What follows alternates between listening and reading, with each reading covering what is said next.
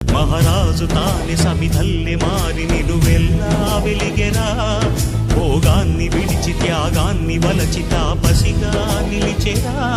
జనక్షేమమే తన సంకల్పముగా, తన ఊపిరి హోమజ్వాలలుగా, స్వర్గాన్నే శాసించెనురా, అమృతమును ఆహ్వానించెనురా.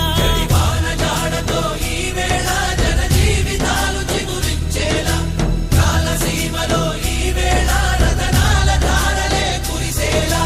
కల్లు కల్లు మని సిరిము వల్లే చినుకే చేరగా, జల్లు జల్లు మని పులకింతల్లు పుడమే పాడగా, హరివిల్లు ఎత్తి కరిమబ్బు వాన బాణా